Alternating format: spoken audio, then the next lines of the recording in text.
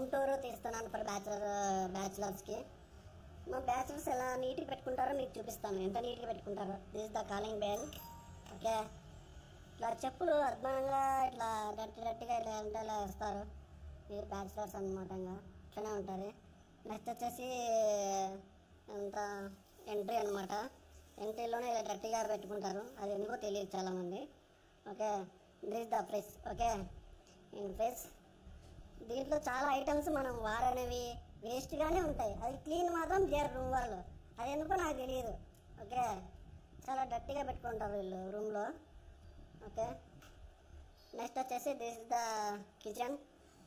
ఇది new year ఇప్పుడు తెచ్చుకున్నారు, ఇంతవరకు దాన్ని యూజే చేయలేదు. అండ్ ఈ ఇట్ అనమాట, ఈ ఇట్ హైదరాబాద్ ఖచ్చితంగా ఉండాల్సిందే, ఎందుకంటే ప్రతి ఒక్క రూమ్లో మనకి బొద్దింకలు ఉంటూనే ఉంటాయి. Okay, this the kitchen pantry.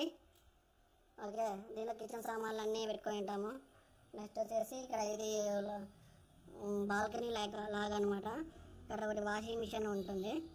Okay, next వచ్చేసి ఇది డైనింగ్ టేబుల్ లాగా, కానీ డైనింగ్ టేబుల్ లాగా ఉండదు, ఏడ వస్తువులు అనే వాడేస్తుంటారు వీళ్ళు అసలు వేస్ట్ ఫెలోస్ రూమ్లో ఉండేవాళ్ళు, ఎక్కడంటే ఇక్కడ అలానే వాడేస్తుంటారు.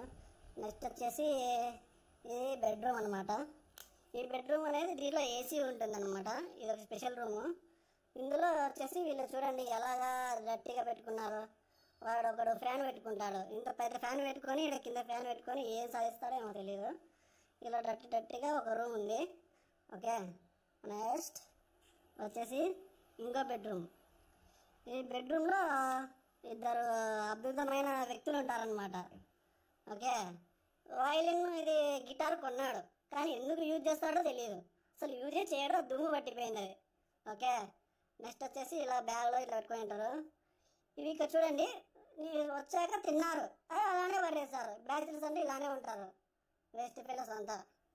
ఓకే, దట్స్ ఇట్ అనేది the room tour of bachelor. Okay, bachelor కష్టాలు ఇవన్నీ. Okay, thank you.